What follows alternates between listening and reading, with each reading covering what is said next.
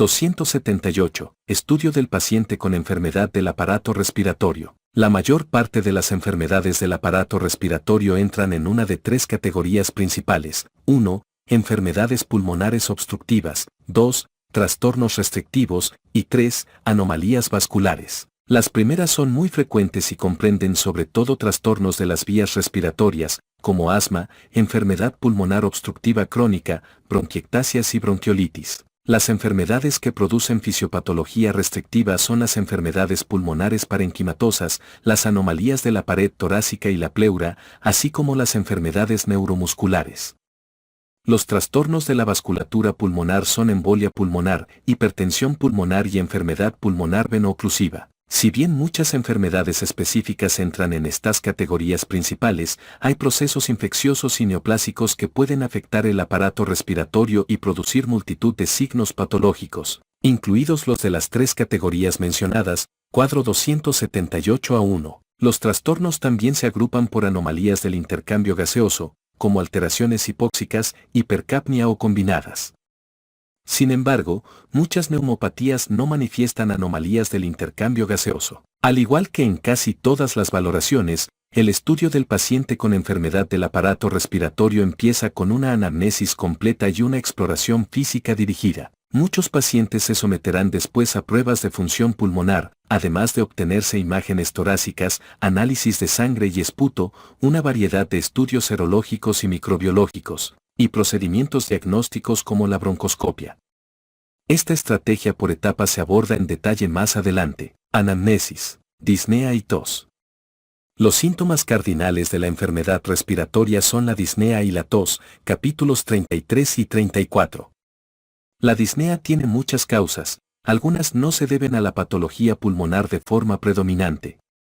Las palabras que el paciente utiliza para describir la falta de aliento pueden sugerir ciertas etiologías de la disnea. Los individuos con neumopatía obstructiva a menudo se quejan de opresión en el pecho o de imposibilidad para hacer respiraciones profundas, en tanto que los pacientes con insuficiencia cardíaca congestiva refieren más bien falta de aire o sensación de sofocación. El tiempo de inicio y la duración de la disnea ayudan a corroborar la etiología.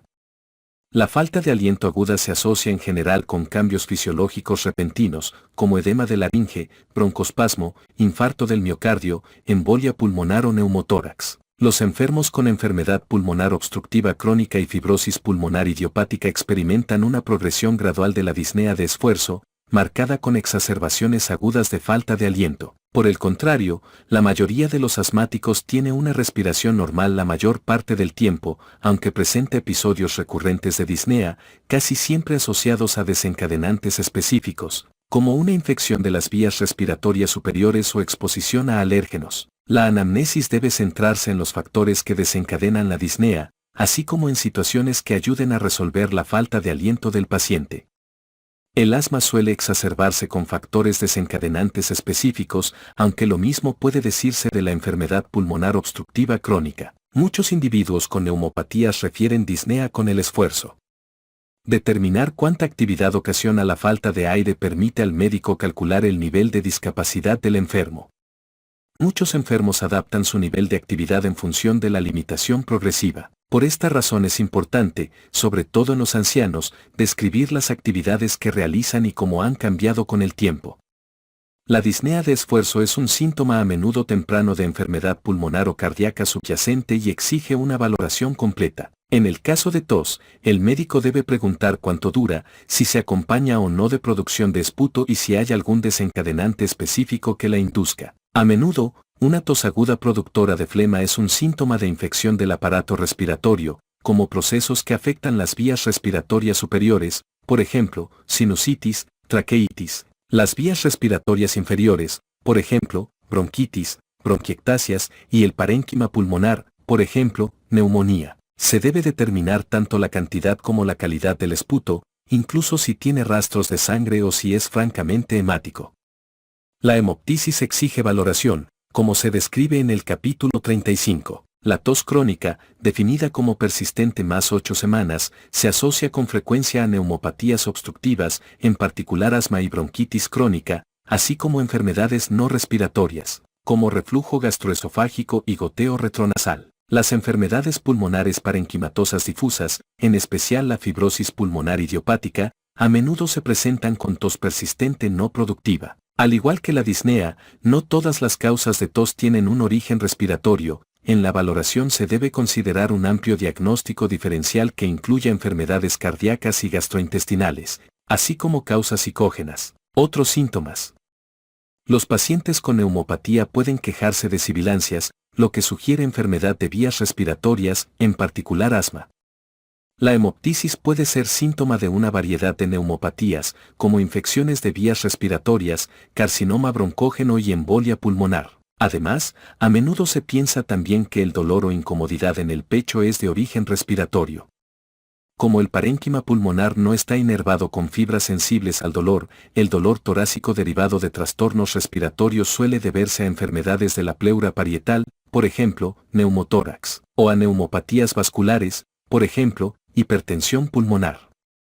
Como muchas enfermedades pulmonares pueden producir aumento de presión en las cavidades derechas del corazón, los pacientes pueden presentar también síntomas de cardiopatía pulmonar, como meteorismo o distensión abdominal y edema de extremidades inferiores. Capítulo 252. Antecedentes adicionales. La anamnesis exhaustiva de antecedentes sociales es esencial para la valoración de pacientes con neumopatía. A todos los enfermos se les debe preguntar si fuman o han fumado, pues este hábito se relaciona con muchas enfermedades del aparato respiratorio, principalmente la enfermedad pulmonar obstructiva crónica y el cáncer pulmonar broncógeno, pero también una variedad de neumopatías parenquimatosas difusas, por ejemplo, neumonitis intersticial descamativa e histiocitosis pulmonar de células de Langerhans. En la mayor parte de los trastornos, cuanto mayor sea la duración e intensidad de la exposición al humo de cigarrillo, por ejemplo, número de cajetillas al año, mayor es el riesgo de enfermedad. Hay cada vez más datos que sugieren que el tabaquismo pasivo es también un factor de riesgo para la patología del aparato respiratorio. Por esta razón, se debe preguntar a los pacientes y los padres, el cónyuge o las personas con las que vive fuman. Se debe explorar la posible exposición a inhalaciones, incluyendo las laborales, por ejemplo, asbesto, sílice, y las asociadas al hogar, por ejemplo, humo de maderas, excremento de pájaros en jaulas. Capítulo 283. Los viajes predisponen a ciertas infecciones del aparato respiratorio, en especial al riesgo de tuberculosis. Se debe explorar la posibilidad de haber estado expuestos a hongos típicos de regiones geográficas o climas específicos, por ejemplo, Histoplasma capsulatum, por lo que es preciso identificar las posibles exposiciones en estas regiones. La fiebre y los escalofríos, como síntomas coexistentes, deben despertar la sospecha de que el problema tiene origen infeccioso, tanto en pulmones como a nivel sistémico. La exploración integral y sistemática por órganos y sistemas puede sugerir una enfermedad reumatológica o autoinmunitaria, cuyas manifestaciones iniciales se sitúen en vías respiratorias. Habrá que formular preguntas específicas sobre artralgias o hinchazones, erupciones, seroftalmía, serostomía o síntomas generales. Además, varios carcinomas de diferentes orígenes primarios metastatizan al pulmón y causan síntomas respiratorios. Por último, el tratamiento de otros padecimientos, como radiación y fármacos, puede producir enfermedades del tórax. Exploración física. A menudo, el médico sospecha de una neumopatía por los signos vitales. La frecuencia respiratoria suele ofrecer mucha información, sea elevada, taquipnea, o disminuida, hipopnea. Además, debe medirse la oximetría de pulso, ya que muchos individuos con enfermedad respiratoria tienen hipoxemia, bien sea en reposo o con esfuerzo. El primer paso de la exploración física es la inspección. Las personas con alguna neumopatía pueden estar en una situación desesperada, a menudo utilizan los músculos accesorios de la respiración.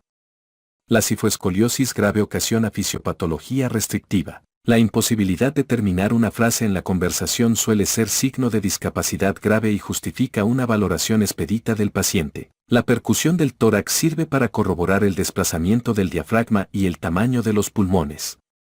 Si se capta disminución de los ruidos pulmonares, la percusión permite distinguir entre derrames pleurales, matidez a la percusión y neumotórax, nota hiperresonante. La palpación tiene poca utilidad en la exploración de vías respiratorias. Permite demostrar la presencia de aire subcutáneo en caso de barotrauma. Se puede usar como valoración complementaria para saber si una zona de disminución de los ruidos respiratorios proviene de consolidación, aumento del frémito táctil o derrame pleural, menor frémito táctil. Para detectar trastornos unilaterales de la ventilación, el examinador puede valorar la simetría y el grado de expansión de la pared torácica durante una inspiración profunda si coloca sus pulgares juntos en la línea media sobre la parte posterior inferior del tórax al tiempo que sujeta las partes laterales de la caja costal. La mayor parte de las manifestaciones de neumopatía se presenta como anomalías en la auscultación. Las sibilancias son una manifestación de la obstrucción de vías respiratorias. Si bien con mucha frecuencia es una manifestación de asma, el edema peribronquial dentro de un cuadro de insuficiencia cardíaca congestiva también puede producir sibilancias difusas, como cualquier otro proceso que causa estenosis de las vías respiratorias pequeñas. Las sibilancias pueden ser polifónicas si afectan vías respiratorias de distinto tamaño, por ejemplo, asma, o monofónicas cuando afectan vías respiratorias de un solo tamaño, por ejemplo, carcinoma broncógeno. Por ello los médicos deben cuidar de no atribuir todas las sibilancias al asma. Los roncus son una manifestación de obstrucción de las vías respiratorias de tamaño medio, muy a menudo con secreciones. En un cuadro agudo, esto puede ser un signo de bronquitis viral o bacteriana.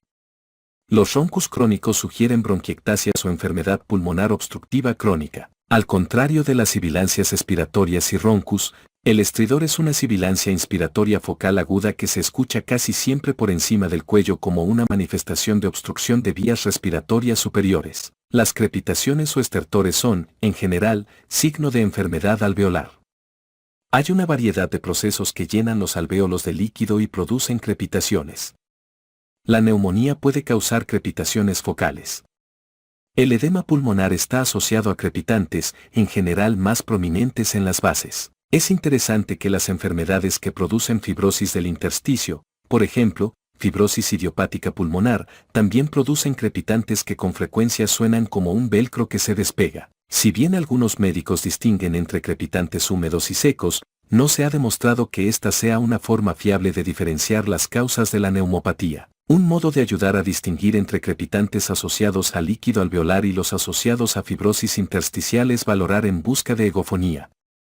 Esta es la auscultación del sonido A en vez de EE cuando el paciente emite EE. Este cambio de nota se debe a la transmisión anormal del sonido a través del pulmón consolidado y se observa en la neumonía, pero no en la fibrosis pulmonar idiopática. De igual modo, las áreas de llenado alveolar tienen aumento de la pectoriloquia cuando se susurra, así como la transmisión de sonidos de las vías respiratorias más grandes, es decir, ruidos respiratorios bronquiales en una zona pulmonar en la que se esperan ruidos respiratorios vesiculares. La ausencia o la disminución de ruidos respiratorios también permite determinar la etiología de la neumopatía.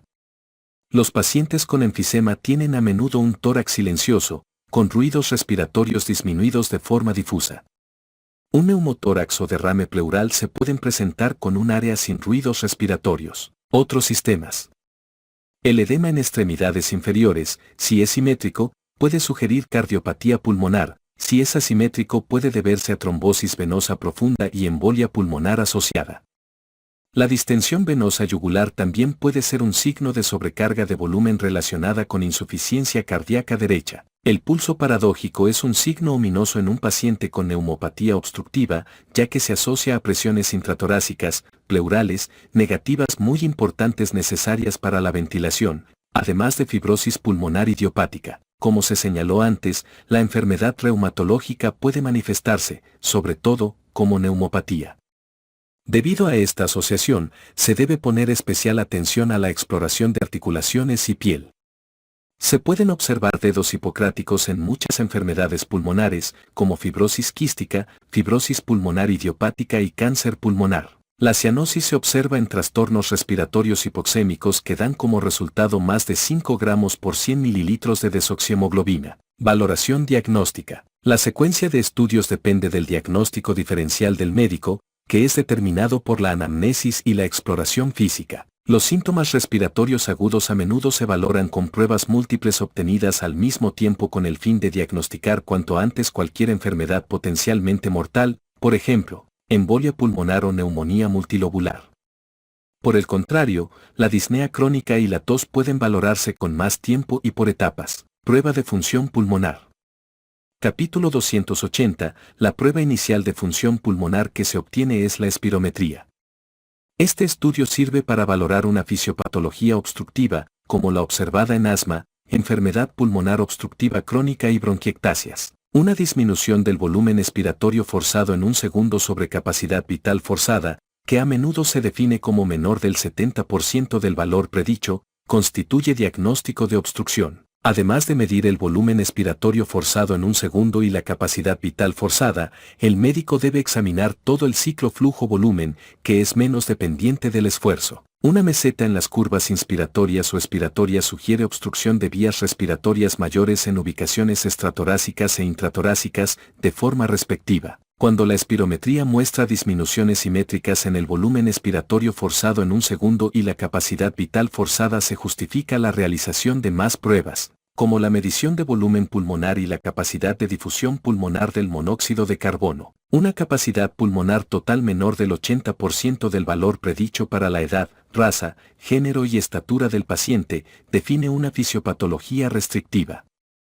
La restricción puede ser producida por enfermedad parenquimatosa, debilidad neuromuscular o enfermedades pleurales o de la pared torácica, cuadro 278.1. Una restricción con alteración del intercambio gaseoso, como lo indica una capacidad de difusión pulmonar del monóxido de carbono disminuida, sugiere neumopatía parenquimatosa. Otras pruebas, como la presión expiratoria máxima y la presión inspiratoria máxima, pueden ayudar a diagnosticar debilidad neuromuscular. Una espirometría normal, volúmenes pulmonares normales y una capacidad de difusión pulmonar del monóxido de carbono baja deben orientar hacia una valoración más amplia en busca de neumopatía vascular. La gasometría arterial a menudo permite valorar la neumopatía.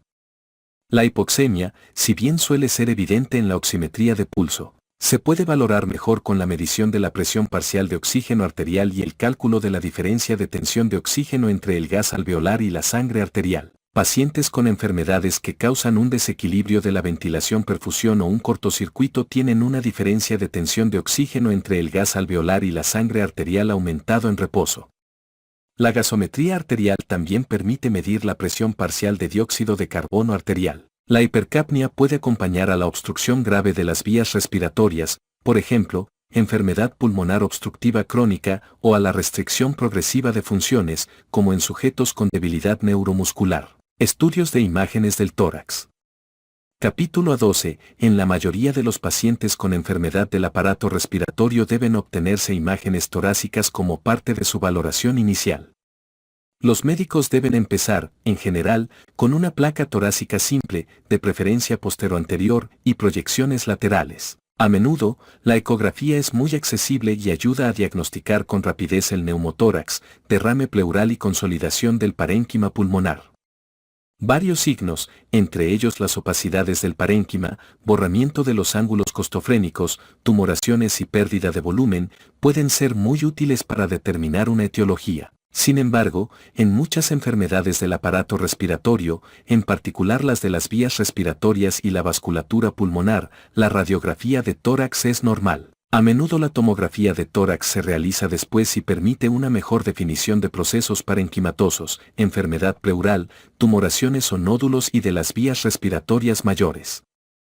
Si se administra con contraste, la vasculatura pulmonar puede valorarse con particular utilidad para la determinación de embolia pulmonar. El contraste intravenoso también permite definir los ganglios linfáticos con mayor detalle. Cuando se usa junto con la tomografía por emisión de positrones, puede valorarse la actividad metabólica de las lesiones torácicas, lo que ayuda a distinguir entre una neoplasia maligna y una cicatriz. Otros estudios. Si el médico lo considera necesario, se pueden realizar otros estudios. La preocupación por las vías respiratorias mayores hace necesaria una broncoscopia. Este procedimiento puede servir también para obtener una muestra del espacio alveolar con un lavado broncoalveolar o para obtener biopsias no quirúrgicas de pulmón. Los análisis de sangre pueden incluir una valoración de estados hipercoagulables en caso de neumopatía vascular, pruebas serológicas para enfermedad infecciosa o reumatológica o valoración de marcadores inflamatorios o recuentos leucocíticos, por ejemplo, eosinófilos. Las pruebas genéticas se usan cada vez más para detectar neumopatías hereditarias, como la fibrosis quística. A veces es conveniente el estudio del esputo para detectar células cancerosas o microorganismos.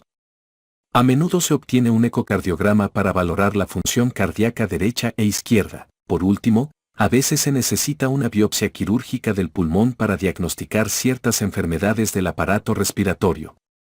Todos estos estudios deben guiarse por los antecedentes, la exploración física, las pruebas de función pulmonar y las imágenes torácicas. 279. Trastornos de la función respiratoria. Las principales funciones del aparato respiratorio, oxigenar la sangre y eliminar el dióxido de carbono, requieren un contacto virtual entre la sangre y el aire fresco, lo que facilita la difusión de los gases respiratorios entre la sangre y el gas. Este proceso ocurre en los alvéolos pulmonares, donde la sangre que fluye por los capilares de la pared alveolar está separada del gas alveolar por una membrana muy delgada de células endoteliales y epiteliales aplanadas a través de las cuales los gases se difunden y se equilibran. El flujo sanguíneo a través de los pulmones es unidireccional por una vía vascular continua a lo largo de la cual la sangre venosa absorbe oxígeno y pierde dióxido de carbono a expensas del gas inspirado. En cambio, la vía del flujo de aire llega a un espacio muerto en las paredes alveolares. Por tanto, el espacio alveolar debe ventilarse en forma de oleadas,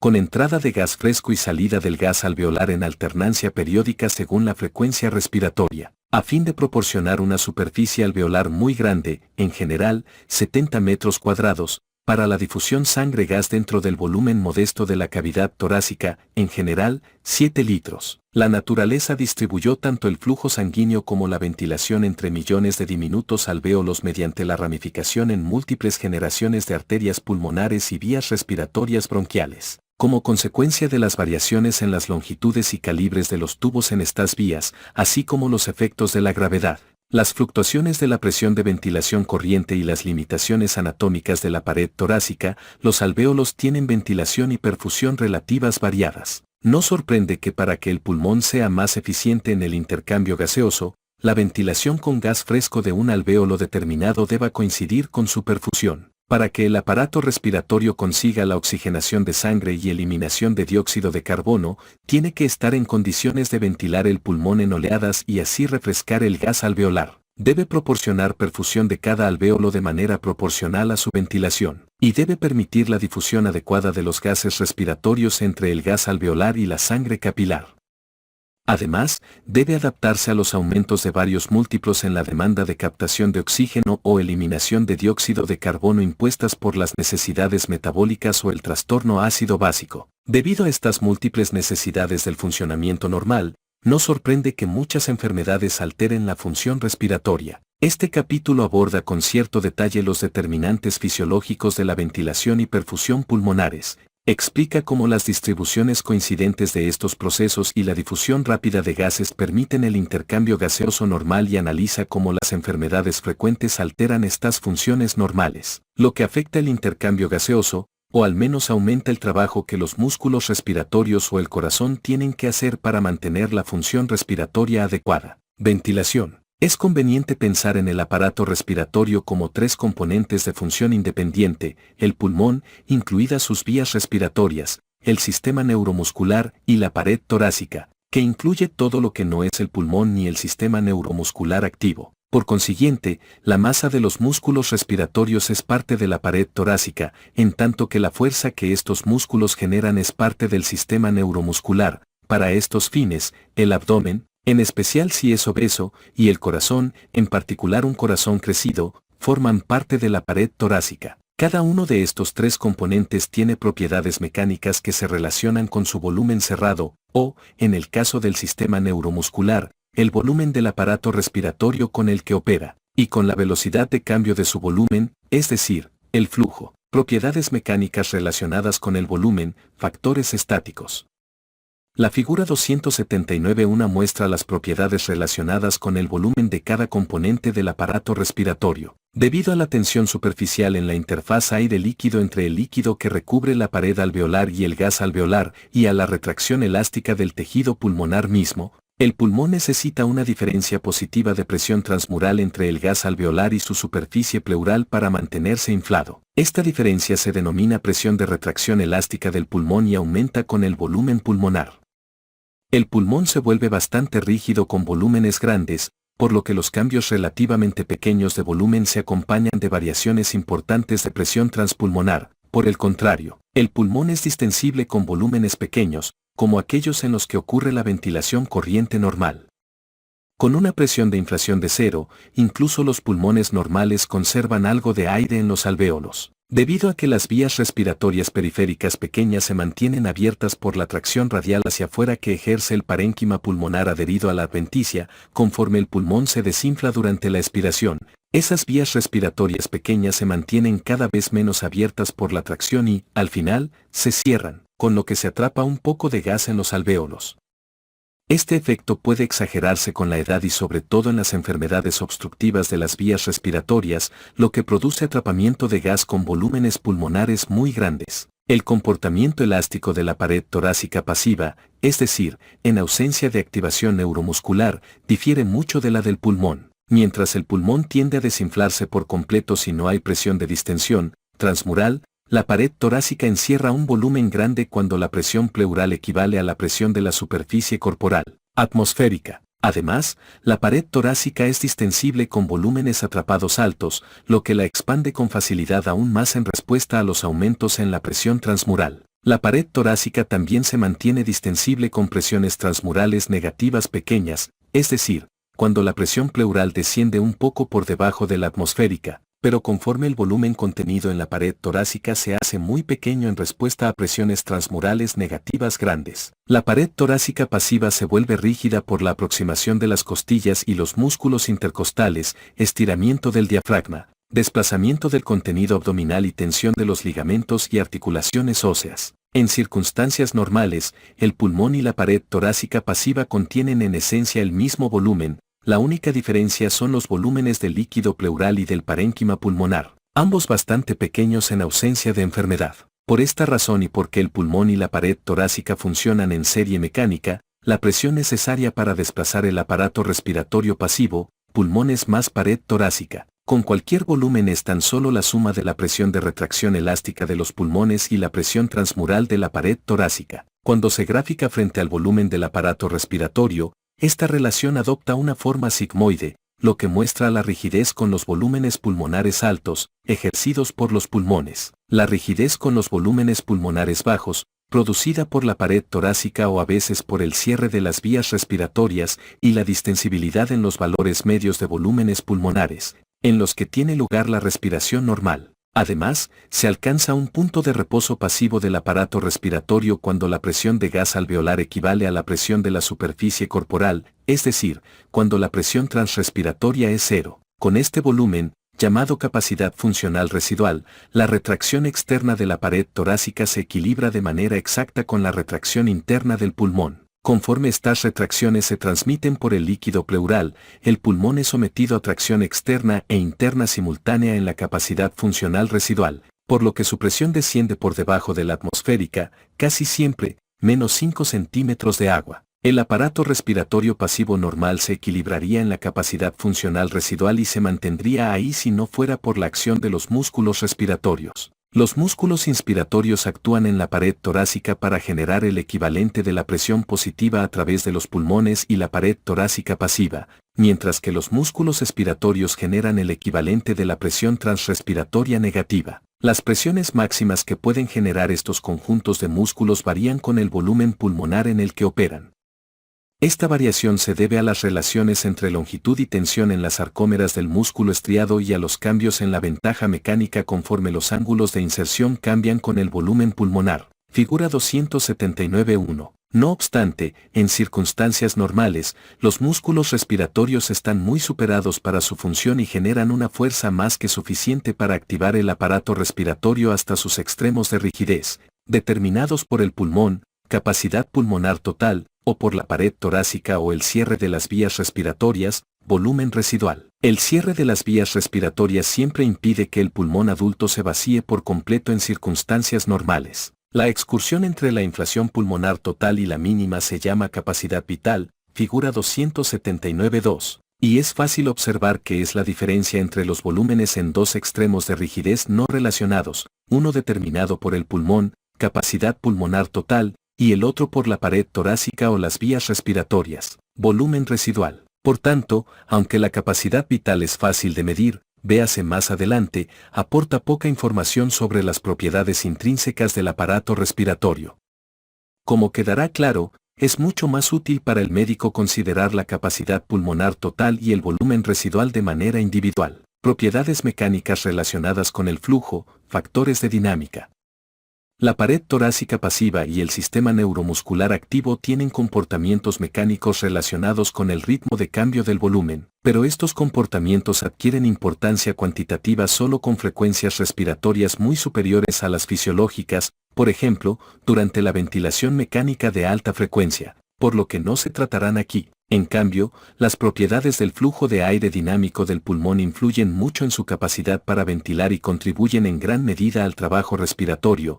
Estas propiedades a menudo se alteran por la enfermedad.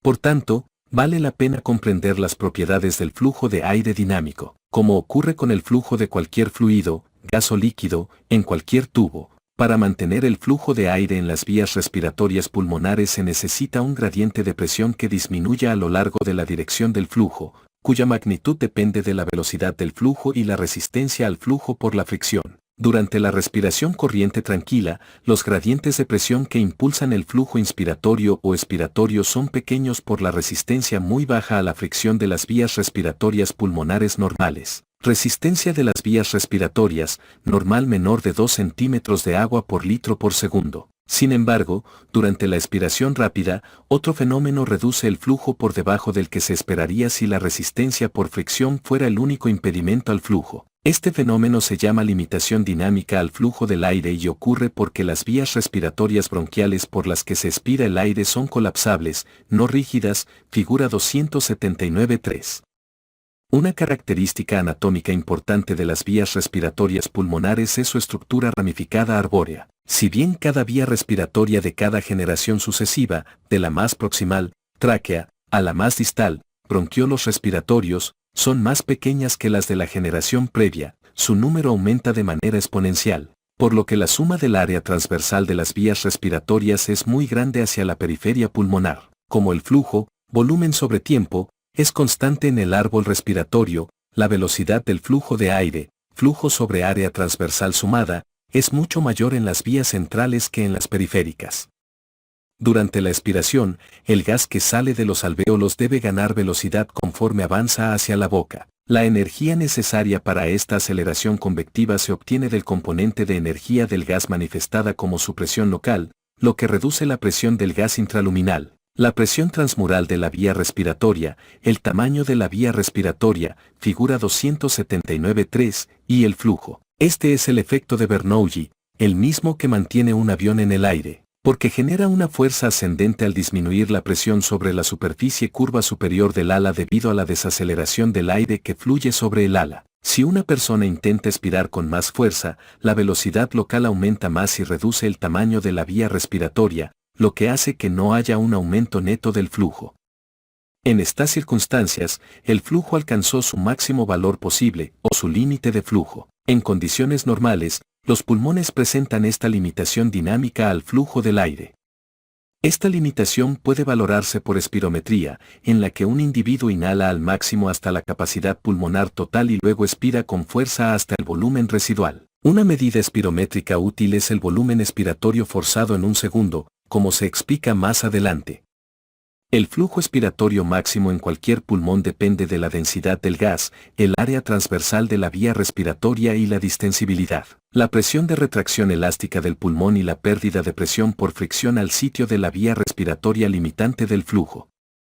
En condiciones normales, el flujo expiratorio máximo desciende con el volumen pulmonar, figura 279.4, sobre todo porque la presión de retracción pulmonar depende del volumen pulmonar. Figura 279.1. En la fibrosis pulmonar, la presión de retracción pulmonar aumenta con cualquier volumen pulmonar, por lo que el flujo expiratorio máximo se eleva cuando se considera en relación con el volumen pulmonar. En cambio, en el enfisema la presión de retracción pulmonar se reduce. Esta reducción es un mecanismo principal por el cual desciende el flujo expiratorio máximo. Las enfermedades que estrechan la luz de las vías respiratorias con cualquier presión transmural, por ejemplo, asma o bronquitis crónica, o que generan una tendencia excesiva al colapso de las vías respiratorias, por ejemplo, traqueomalacia, también reducen el flujo expiratorio máximo. El efecto de Bernoulli también se aplica durante la inspiración, pero las presiones pleurales más negativas durante la inspiración reducen la presión fuera de las vías respiratorias, lo que aumenta la presión transmural y favorece la expansión de las vías respiratorias. Por tanto, la limitación al flujo inspiratorio del aire pocas veces ocurre en caso de enfermedad difusa de las vías respiratorias. Por el contrario, el estrechamiento de las vías respiratorias extratorácicas, por ejemplo, por un adenoma traqueal o estenosis postraqueostomía, puede restringir el flujo inspiratorio del aire. Figura 279.4. El trabajo respiratorio. En la persona sana, las cargas elásticas, relacionadas con el cambio de volumen, y dinámicas, relacionadas con el flujo, que deben vencerse para ventilar los pulmones en reposo son pequeñas, y el trabajo necesario de los músculos respiratorios es mínimo. Sin embargo, el trabajo respiratorio aumenta mucho por la necesidad metabólica de un aumento ventilatorio sustancial, por una carga mecánica demasiado elevada o ambos. Como se explica más adelante, la velocidad de la ventilación depende sobre todo de la necesidad de eliminar dióxido de carbono, por lo que la ventilación aumenta durante el ejercicio, a veces más de 20 veces, y durante la acidosis metabólica como respuesta compensatoria. Lo natural es que el trabajo necesario para vencer la elasticidad del sistema respiratorio aumente con la profundidad y la frecuencia de las respiraciones con volumen corriente, en tanto que el trabajo necesario para vencer la carga dinámica aumenta con la ventilación total. La forma más eficiente de lograr un aumento modesto de la ventilación es con el incremento del volumen corriente, pero no de la frecuencia respiratoria, que es la respuesta ventilatoria normal a un ejercicio ligero. Si el ejercicio es más intenso, la respiración profunda persiste, pero la frecuencia respiratoria también se eleva. El trabajo respiratorio también aumenta cuando la enfermedad reduce la distensibilidad del sistema respiratorio o aumenta la resistencia al flujo del aire. Lo primero ocurre a menudo en enfermedades del parénquima pulmonar, procesos intersticiales o fibrosis, enfermedades con llenado alveolar, como el edema pulmonar o neumonía, o resección pulmonar considerable. Y lo segundo en las enfermedades obstructivas de las vías respiratorias como el asma, bronquitis crónica, enfisema y fibrosis quística. Además, la obstrucción grave del flujo del aire causa una reducción funcional de la distensibilidad del aparato respiratorio porque causa hiperinflación dinámica. En esta situación, el flujo expiratorio lento por la enfermedad obstructiva de las vías respiratorias puede ser insuficiente para permitir la expiración completa durante la fase expiratoria de la respiración corriente. Como resultado, la capacidad funcional residual desde la que se inhala la siguiente respiración es mayor que la capacidad funcional residual estática. Cuando se repiten las expiraciones incompletas en cada respiración corriente, la capacidad funcional residual operativa presenta una elevación dinámica, a veces hasta un nivel cercano a la capacidad pulmonar total. Con estos volúmenes pulmonares altos, el sistema respiratorio es mucho menos distensible que con volúmenes respiratorios normales, por lo que el trabajo elástico de cada respiración corriente también aumenta. La hiperinflación pulmonar dinámica que acompaña la obstrucción grave del flujo del aire hace que los pacientes sientan dificultad para inhalar, aunque la causa original de esta alteración fisiopatológica sea la obstrucción del flujo expiratorio. Suficiencia de la ventilación. Como ya se indicó, el sistema de control respiratorio que establece la frecuencia ventilatoria responde a señales químicas, incluidas las presiones arteriales de dióxido de carbono y oxígeno, la del pH sanguíneo, además de las necesidades volitivas, como la de inhalar con profundidad antes de tocar una frase musical prolongada en la trompeta. Los trastornos de la ventilación se describen en el capítulo 290. El tema central de este capítulo es la relación entre la ventilación pulmonar y la eliminación de dióxido de carbono. Al final de cada expiración del volumen corriente, las vías respiratorias de conducción están llenas de gas alveolar que no llegó a la boca cuando se detuvo el flujo expiratorio. Durante la inhalación siguiente, el gas fresco entra de inmediato al árbol respiratorio desde la boca, pero el gas que entra primero a los alvéolos al inicio de la inhalación es el mismo que estaba en las vías respiratorias de conducción y que acababa de salir de los alvéolos. Por consiguiente, el aire fresco no entra en los alvéolos hasta que se inspira el volumen de las vías de conducción. Este volumen se llama espacio muerto anatómico. La respiración tranquila con volúmenes corrientes menores que el espacio muerto anatómico no introduce gas fresco a los alvéolos. Solo la parte del volumen corriente inspirado mayor al espacio muerto anatómico introduce gas fresco a los alvéolos. El espacio muerto puede aumentarse más de manera funcional si parte del volumen corriente inspirado se deriva a la parte del pulmón que no recibe flujo sanguíneo pulmonar y, por tanto, no puede contribuir al intercambio gaseoso, por ejemplo, la parte del pulmón distal a un émbolo pulmonar grande. En esta situación, la ventilación expirada por minuto es igual a volumen corriente multiplicado por frecuencia respiratoria, incluye un componente de ventilación del espacio muerto. Espacio muerto anatómico igual a espacio muerto anatómico multiplicado por frecuencia respiratoria, y un componente de ventilación alveolar con gas fresco, es igual a volumen corriente menos espacio muerto anatómico, multiplicado por frecuencia respiratoria. La eliminación de dióxido de carbono de los alvéolos es igual a ventilación alveolar con gas fresco multiplicado por la diferencia en la fracción de dióxido de carbono entre el aire inspirado, en esencia, 0, y el gas alveolar, casi siempre 5.6% después de la corrección para la humectación del aire inspirado, correspondiente a 40 milímetros de mercurio. En el estado de equilibrio, la fracción alveolar de dióxido de carbono es igual a la producción metabólica de dióxido de carbono dividida entre la ventilación alveolar, porque, como se explica más adelante, las presiones alveolar y arterial de dióxido de carbono son iguales, y ya que en condiciones normales el controlador respiratorio se esfuerza en mantener la presión parcial de dióxido de carbono arterial en casi 40 milímetros de mercurio, la adecuación de la ventilación alveolar se refleja en la presión parcial de dióxido de carbono arterial. Si la presión parcial de dióxido de carbono arterial desciende muy por debajo de 40 milímetros de mercurio, hay hipoventilación alveolar. Si la presión parcial de dióxido de carbono arterial es mayor de 40 milímetros de mercurio, hay hipoventilación alveolar. La insuficiencia ventilatoria se caracteriza por hipoventilación alveolar extrema. Como consecuencia de la captación de oxígeno del gas alveolar en la sangre capilar, la tensión alveolar de oxígeno desciende por debajo de la del gas inspirado. La velocidad de captación de oxígeno, determinada por el consumo metabólico corporal de oxígeno, se relaciona con la velocidad promedio de producción metabólica de dióxido de carbono, y su proporción, el cociente respiratorio, es igual a volumen de dióxido de carbono sobre volumen de oxígeno. Depende mucho del sustrato energético que se metaboliza.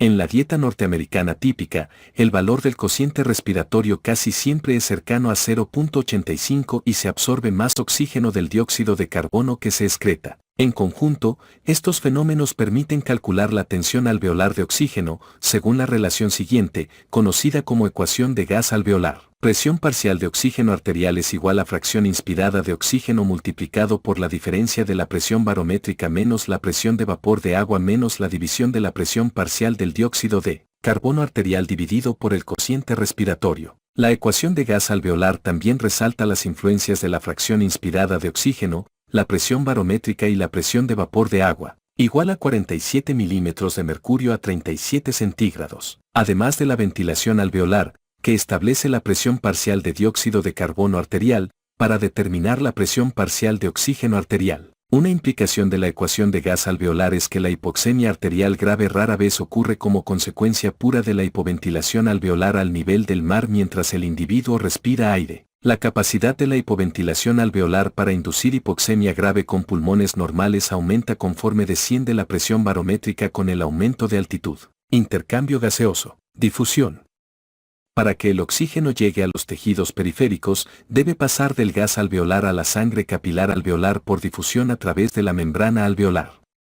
La membrana alveolar agregada está optimizada para este proceso, con una superficie muy grande y grosor mínimo. La difusión por la membrana alveolar es tan eficiente en el pulmón humano que en muchas circunstancias la hemoglobina de un eritrocito se satura por completo con oxígeno para cuando la célula apenas ha recorrido un tercio de la longitud del capilar alveolar. Por tanto, la captación de oxígeno alveolar está limitada por la cantidad de sangre que transita por los capilares alveolares, no por la rapidez con la que el oxígeno puede difundirse a través de la membrana.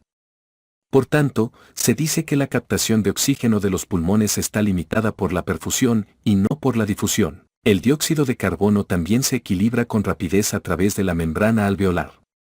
Por tanto, las tensiones de oxígeno y dióxido de carbono en la sangre capilar que sale de un alvéolo normal son iguales a las del gas alveolar. Solo en raras circunstancias, Por ejemplo, a grandes altitudes o en deportistas de alto desempeño que realizan el máximo esfuerzo, la captación de oxígeno en los pulmones normales está limitada por la difusión. La limitación por difusión también puede observarse en la enfermedad pulmonar intersticial si las paredes alveolares engrosadas conservan la perfusión. Heterogeneidad entre ventilación y perfusión.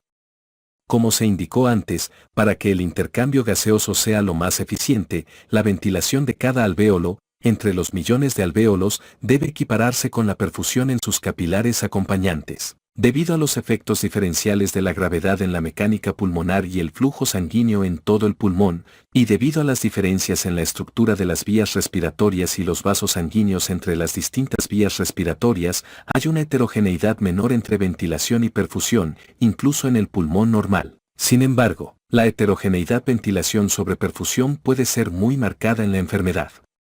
Dos ejemplos extremos son, 1. La ventilación del pulmón no perfundido distal a una embolia pulmonar, en el que la ventilación del espacio muerto fisiológico se desperdicia, en el sentido de que no contribuye al intercambio gaseoso. Y 2. La perfusión del pulmón no ventilado, un cortocircuito, que permite que la sangre venosa pase por el pulmón sin modificarse, cuando se mezcla con la sangre oxigenada que sale de otras unidades pulmonares bien ventiladas. La sangre venosa del cortocircuito reduce de manera desproporcionada la presión parcial de oxígeno arterial mixta como resultado de la relación del contenido de oxígeno no lineal frente a la presión parcial de oxígeno arterial de la hemoglobina, figura 279.5.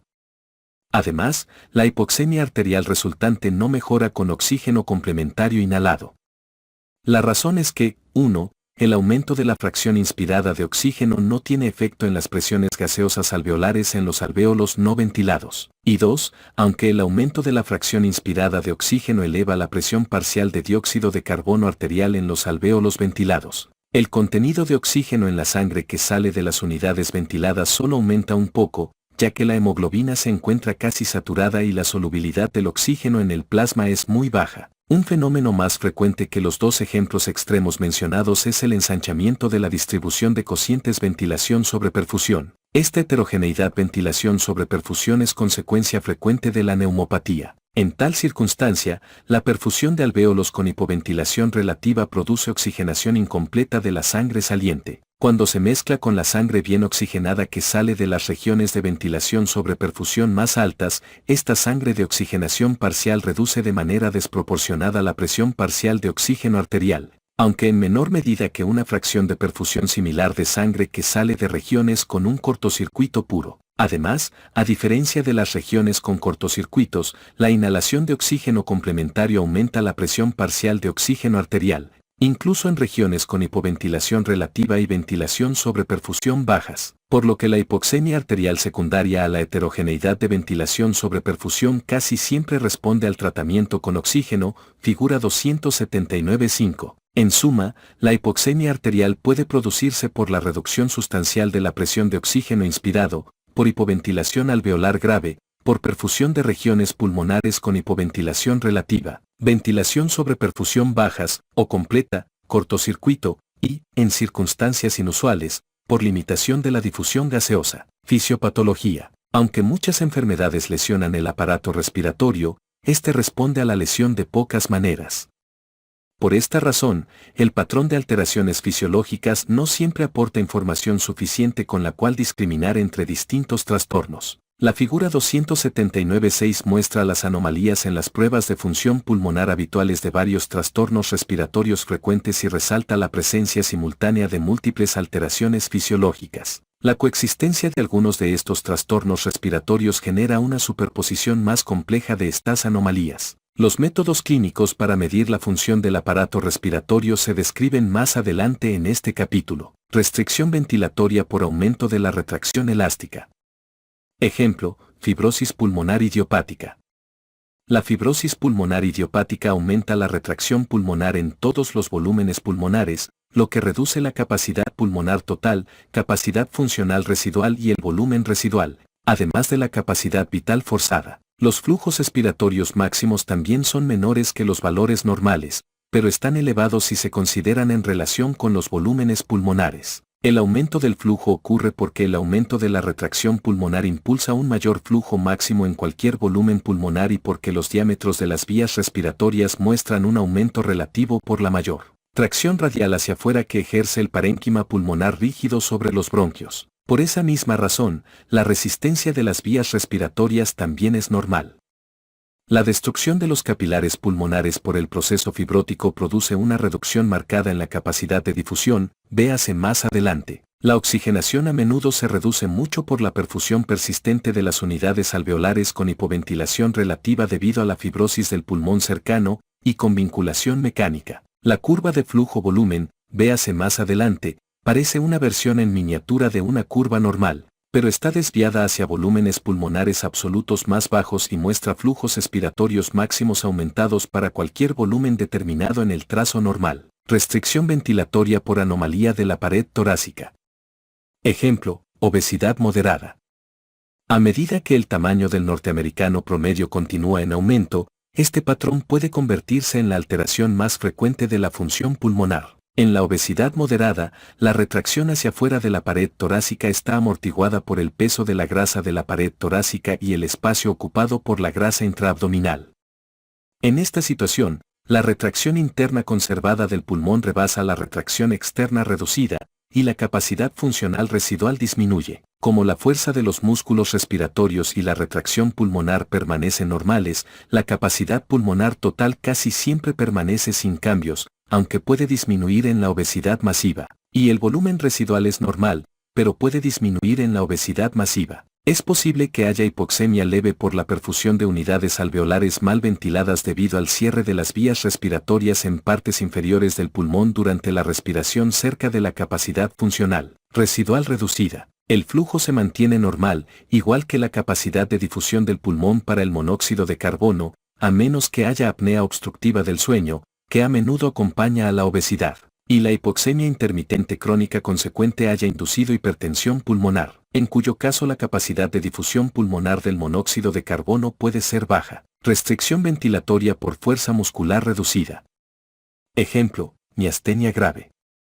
En esta circunstancia, la capacidad funcional residual se mantiene normal, ya que tanto la retracción pulmonar como la retracción pasiva de la pared torácica son normales. Sin embargo, la capacidad pulmonar total es baja y el volumen residual aumenta porque la fuerza de los músculos respiratorios es insuficiente para empujar el aparato respiratorio pasivo por completo hacia el volumen extremo. Atrapadas entre la capacidad pulmonar total baja y el volumen residual elevado, la capacidad vital forzada y el volumen expiratorio forzado en un segundo se reducen como testigos circunstanciales. Porque el tamaño de las vías respiratorias y la vasculatura pulmonar no se alteran, la resistencia de las vías respiratorias y la capacidad de difusión pulmonar del monóxido de carbono son normales. La oxigenación es normal, a menos que la debilidad se vuelva tan grave que el paciente no tenga fuerza suficiente para reabrir los alvéolos colapsados durante los suspiros, con las atelectasias consecuentes. Obstrucción al flujo del aire por reducción del diámetro de las vías respiratorias. Ejemplo, asma aguda. En un episodio agudo de asma, la estenosis luminal por contracción del músculo liso y por la inflamación y engrosamiento de los bronquios pequeños y medianos aumenta la resistencia por fricción y reduce el flujo del aire. La imagen en sacabocado de la curva de flujo-volumen se debe a la reducción del flujo de aire, sobre todo en volúmenes pulmonares más bajos. A menudo, la obstrucción al flujo del aire puede revertirse con inhalación de agonistas beta-2 adrenérgicos en el episodio agudo o el tratamiento crónico con esteroides inhalados. Por lo general, la capacidad pulmonar total se mantiene normal, aunque a veces se eleva la capacidad pulmonar total en el asma de larga evolución, pero la capacidad funcional residual muestra elevación dinámica. El volumen residual a menudo aumenta por el cierre exagerado de las vías respiratorias con volúmenes pulmonares bajos y este mayor volumen residual reduce la capacidad vital forzada. Como las vías respiratorias centrales se estrechan, la resistencia de las vías respiratorias casi siempre se incrementa. A menudo hay hipoxemia arterial leve por la perfusión de alvéolos con hipoventilación relativa distales a las vías respiratorias obstruidas y responde al oxígeno complementario, pero la capacidad de difusión pulmonar del monóxido de carbono es normal o un poco alta. Obstrucción al flujo del aire por disminución de la retracción elástica. Ejemplo, enfisema grave. La pérdida de la retracción elástica pulmonar en el enfisema grave produce hiperinflación pulmonar, cuyo rasgo característico es la capacidad pulmonar total aumentada. La capacidad funcional residual se eleva más por la pérdida de retracción elástica y por la hiperinflación dinámica, el mismo fenómeno que en la auto-PEEP, que es la presión alveolar positiva al final de la expiración que ocurre cuando se inicia una nueva respiración antes de permitir que el volumen pulmonar regrese a la capacidad funcional residual. El volumen residual aumenta mucho por el cierre de las vías respiratorias y porque la expiración hacia el volumen residual puede tardar tanto que el volumen residual no se alcanza antes que el paciente deba inhalar de nuevo. La capacidad vital forzada y el volumen expiratorio forzado en un segundo están muy disminuidos. La primera por el aumento grave del volumen residual y el último porque la pérdida de la retracción elástica pulmonar reduce la presión que impulsa el flujo expiratorio máximo y también reduce la fijación abierta de las pequeñas vías respiratorias intrapulmonares. La curva de flujo-volumen muestra un defecto marcado en sacabocado, con una espiga inicial transitoria de flujo atribuible sobre todo a la expulsión del aire al inicio de la expiración forzada de las vías respiratorias centrales que se colapsan. Por lo demás, las vías respiratorias centrales se mantienen casi inalteradas, por lo que la resistencia de las vías respiratorias es normal en el enfisema puro. La pérdida de superficie alveolar y capilares en las paredes alveolares reduce la capacidad de difusión pulmonar del monóxido de carbono. Sin embargo, como los acinos enfisematosos poco ventilados también tienen perfusión deficiente, por la pérdida de sus capilares, casi nunca hay hipoxemia arterial en reposo hasta que el enfisema se vuelve muy grave. Sin embargo, durante el ejercicio, la presión parcial de oxígeno arterial puede descender de manera súbita si la destrucción extensa de la vasculatura pulmonar impide un aumento suficiente en el gasto cardíaco y el contenido venoso mixto de oxígeno desciende de manera sustancial. En estas circunstancias, cualquier mezcla venosa a través de las unidades con ventilación sobre perfusión bajas tiene un efecto marcado en la reducción de la presión arterial mixta de oxígeno. Mediciones funcionales. Medición de la función ventilatoria. Volúmenes pulmonares. La figura 279.2 muestra un trazo de espirometría en el que se grafica el volumen de aire que entra o sale del pulmón contra el tiempo. En una maniobra de capacidad vital lenta, el sujeto inhala desde la capacidad funcional residual, infla por completo los pulmones hasta la capacidad pulmonar total y luego exhala despacio hasta el volumen residual. La capacidad vital, la diferencia entre la capacidad pulmonar total y el volumen residual, representa la excursión máxima del sistema respiratorio. La espirometría descubre los cambios relativos de volumen durante estas maniobras, pero no puede revelar los volúmenes absolutos en los que ocurren. Para determinar los volúmenes pulmonares absolutos, a menudo se usan dos estrategias, la dilución de gas inerte y la pletismografía corporal. En la primera se inhala una cantidad conocida de un gas inerte no absorbible, casi siempre helio o neón, en una sola respiración grande o se respira de nuevo en un circuito cerrado. El gas inerte se diluye por el gas que existe en el pulmón al momento de la inhalación y su concentración final revela el volumen del gas residente que contribuye a la dilución. Una limitación de este método es que las regiones pulmonares poco ventiladas, por ejemplo, por obstrucción al flujo del aire, no reciben mucho gas inerte inspirado, por lo que no contribuyen a su dilución. Por tanto, la dilución del gas inerte, sobre todo en el método con una sola respiración, a menudo subestima los volúmenes pulmonares verdaderos. En la segunda estrategia, para determinar la capacidad funcional residual se mide la compresibilidad del gas dentro del tórax, que es proporcional al volumen de gas comprimido. El paciente se sienta en un pletismógrafo corporal, una cámara casi siempre hecha de plástico transparente para reducir al mínimo la claustrofobia, y al final de una respiración corriente normal, o sea, cuando el volumen pulmonar está en la capacidad funcional residual, se le pide que jadee contra un obturador cerrado, por lo que el aire dentro de los pulmones se comprime un poco de manera periódica. Se miden las fluctuaciones en la presión en la boca y las fluctuaciones en el volumen dentro de la caja corporal, igual, pero opuesta a las del tórax, y a partir de estas medidas se calcula el volumen de gas torácico con base en la ley de Boyle. Una vez que se obtiene la capacidad funcional residual, se calculan la capacidad pulmonar total y el volumen residual mediante la suma del valor de la capacidad inspiratoria y la resta del valor del volumen de reserva expiratorio, respectivamente. Ambos valores se obtienen en la espirometría, figura 279.2. Los determinantes más importantes de los volúmenes pulmonares de los individuos sanos son talla, edad y género, pero hay una variación normal adicional considerable aparte de la explicada por estos parámetros. Además, la raza influye en los volúmenes pulmonares. En promedio, los valores de capacidad pulmonar total son casi 12% menores en norteamericanos de raza negra y 6% menores en norteamericanos de origen asiático que en los norteamericanos caucásicos. En la práctica, un valor medio, normal se predice mediante ecuaciones de regresión con variables múltiples que incluyen talla, edad y género, y el valor del paciente se divide entre el valor previsto. A menudo se aplica una corrección por raza, para determinar el porcentaje previsto. Para la mayoría de las mediciones de la función pulmonar, un resultado de 85 a 115% del valor previsto es normal. Sin embargo, en la persona sana los volúmenes pulmonares diversos tienden a aumentar juntos. Por ejemplo, si una persona es grande normal con capacidad pulmonar total de 110% del valor previsto, todos los demás volúmenes y valores de la espirometría también se aproximarán al 110% de sus valores respectivos previstos. Este patrón es muy útil para valorar el flujo del aire, como se explica a continuación. Flujo del aire. Como se indicó antes, la espirometría tiene una función clave en la determinación del volumen pulmonar.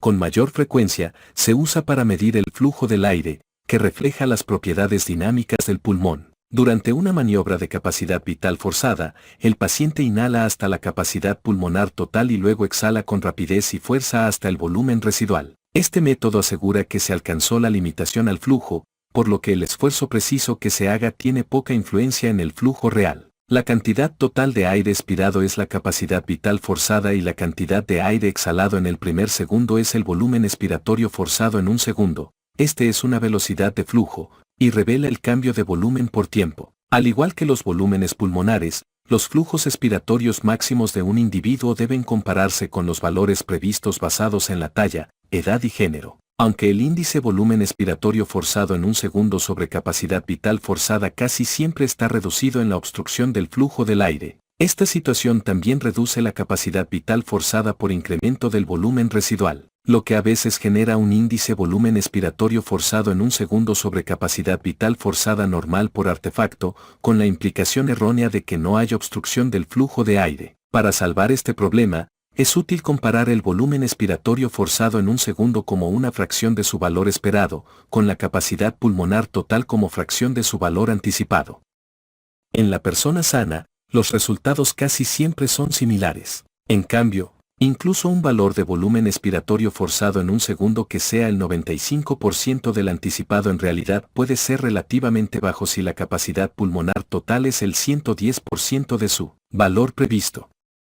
En este caso es posible que haya obstrucción del flujo de aire, a pesar del valor normal del volumen expiratorio forzado en un segundo. Las relaciones entre volumen, flujo y tiempo durante la espirometría se representan mejor en dos gráficas, el espirograma, volumen frente a tiempo, y la curva de flujo-volumen, flujo en comparación con volumen, figura 279.4. En condiciones que obstruyen el flujo del aire, el sitio de la obstrucción a veces se relaciona con la forma de la curva flujo-volumen. En enfermedades que producen obstrucción de las vías respiratorias bajas, como el asma y el enfisema, el flujo disminuye con más rapidez cuando descienden los volúmenes pulmonares, lo que genera la imagen característica ensacabocado en la curva de flujo-volumen. En cambio, la obstrucción fija de las vías respiratorias altas casi siempre produce mesetas en el flujo inspiratorio o expiratorio, figura 279.4. Resistencia de las vías respiratorias. La resistencia total de las vías respiratorias pulmonares y superiores se mide en el mismo pletismógrafo corporal usado para medir la capacidad funcional residual. Se pide al paciente de nuevo que jadee, pero esta vez contra un obturador cerrado y luego abierto. El jadeo contra el obturador cerrado revela el volumen de gas torácico como se describió antes. Cuando se abre el obturador, el flujo se dirige hacia y desde la caja corporal, por lo que las fluctuaciones del volumen en la caja revelan la magnitud de la compresión del gas torácico, que a su vez revela las fluctuaciones de presión que impulsan el flujo. La medición simultánea del flujo permite calcular la resistencia pulmonar, como flujo dividido entre presión. En estado sano, la resistencia de las vías respiratorias es muy baja, menor de 2 centímetros de agua por litro en un segundo, y la mitad de la resistencia detectada reside en la vía respiratoria superior. En los pulmones, la mayor parte de la resistencia se origina en las vías respiratorias centrales. Por esta razón, la medición de la resistencia de las vías respiratorias tiende a ser insensible a la obstrucción periférica del flujo del aire. Fuerza muscular respiratoria. Para medir la fuerza de los músculos respiratorios, se pide a la persona que exhale o inhale con el esfuerzo máximo contra un obturador cerrado mientras se vigila la presión en la boca. Las presiones mayores de 60 centímetros de agua en la capacidad funcional residual se consideran adecuadas e indican que es improbable que la debilidad de los músculos respiratorios explique cualquier otra disfunción ventilatoria que se identifique. Medición del intercambio gaseoso. Capacidad de difusión pulmonar del monóxido de carbono. Esta prueba utiliza una cantidad pequeña y segura de monóxido de carbono para medir el intercambio gaseoso a través de la membrana alveolar durante una pausa respiratoria de 10 segundos. El monóxido de carbono en el aire expirado se analiza para determinar la cantidad de monóxido de carbono que cruza la membrana alveolar y se combina con la hemoglobina en los eritrocitos. Este valor de la capacidad de difusión en una sola respiración, capacidad de difusión pulmonar del monóxido de carbono, aumenta con el área disponible para la difusión y la cantidad de hemoglobina en los capilares, y varía en proporción inversa con el grosor de la membrana alveolar. Por tanto, la capacidad de difusión pulmonar del monóxido de carbono disminuye en enfermedades que engrosan o destruyen las membranas alveolares, por ejemplo, fibrosis pulmonar, enfisema, que afectan la vasculatura pulmonar, por ejemplo, hipertensión pulmonar, o que reducen la hemoglobina capilar alveolar, por ejemplo, anemia. La capacidad de difusión en una sola respiración aumenta en la insuficiencia cardíaca congestiva, asma, policitemia y hemorragia pulmonar. Gasometría arterial. Para valorar la eficacia del intercambio gaseoso se miden las presiones parciales de oxígeno y dióxido de carbono en una muestra de sangre obtenida por punción arterial. El contenido de oxígeno de la sangre depende de la saturación arterial, que está determinada por la presión parcial de oxígeno arterial, el pH y la presión parcial de dióxido de carbono arterial según la curva de disociación de la oxihemoglobina. El contenido de oxígeno en la sangre también puede medirse por oximetría, véase a continuación. Contenido de oxígeno en la sangre, en mililitros en 100 mililitros, multiplicado por 1.39, en mililitros en 100 mililitros, multiplicado por hemoglobina, en gramos, multiplicado por saturación arterial de oxígeno más 0.003, en mililitros en 100 mililitros por milímetro de mercurio, multiplicado por presión parcial de oxígeno arterial, en milímetros de mercurio. Si es necesario determinar la saturación de hemoglobina sola, puede hacerse de manera no invasiva mediante oximetría del pulso. 280. Procedimientos diagnósticos en las enfermedades respiratorias. Las modalidades diagnósticas disponibles para valorar al paciente con sospecha o diagnóstico de enfermedad del aparato respiratorio incluyen los estudios de imagen y las técnicas para obtener muestras biológicas, algunas de las cuales consisten en la visualización directa de parte del aparato respiratorio. Los métodos para describir los cambios funcionales que se desarrollan a consecuencia de la enfermedad, como las pruebas de función pulmonar y las mediciones del intercambio de gases, se analizan en el capítulo 279. Estudios de imagen. Radiografías habituales. Las radiografías habituales de tórax, que incluyen placas simples con proyecciones postero-anterior y lateral, constituyen una parte integral de la valoración diagnóstica de las enfermedades que afectan al parénquima pulmonar, la pleura y, en menor grado, las vías respiratorias y el mediastino, capítulos 278 y A12. Las proyecciones en decúbito lateral ayudan, con frecuencia, a determinar si las anomalías de la pleura representan líquido libre. En tanto las proyecciones apicales con lordosis en muchas ocasiones permiten visualizar las afectaciones en los ápices pulmonares con más detalle que la placa postero anterior estándar. Con frecuencia se utiliza un equipo portátil en pacientes con enfermedad aguda que no pueden transportarse al área de radiología o no pueden mantenerse de pie, pero los resultados son más difíciles de interpretar, a causa de varias limitaciones. 1. Se obtiene una sola proyección anteroposterior. 2. Existe variabilidad en cuanto a la sobreexposición o subexposición de la placa. 3. Hay una distancia focal menor entre la persona y el dispositivo, que conduce a imágenes con bordes mal definidos y a la pérdida de detalles finos. Y 4. La silueta cardíaca se magnifica, a la vez que otras estructuras anteriores, por efecto de la proyección anteroposterior. Los patrones radiográficos comunes y sus correlaciones clínicas se revisan en el capítulo A12. Los adelantos en la tecnología computacional han permitido la creación de radiología digital o computarizada, con varios beneficios. 1. Disponibilidad inmediata de las imágenes. 2. Notable análisis después de procesamiento para mejorar la información diagnóstica. Y 3. Capacidad de almacenar las imágenes en medios electrónicos y transferirlas dentro de los sistemas de salud o entre ellos. Ecografía. La ecografía diagnóstica produce imágenes a partir de los ecos o el reflejo del rayo de ecografía procedente de las superficies de contacto entre tejidos con propiedades acústicas distintas. La ecografía no es ionizante y es inocua en embarazadas y niños. Es capaz de detectar y ubicar anomalías de la pleura, guiar la obtención de biopsia percutánea con aguja de las lesiones que afectan la periferia pulmonar, la pleura o la pared torácica e identificar las tabicaciones en las acumulaciones pleurales loculadas, es decir, para toracocentesis, lo que mejora el desempeño y la seguridad del procedimiento.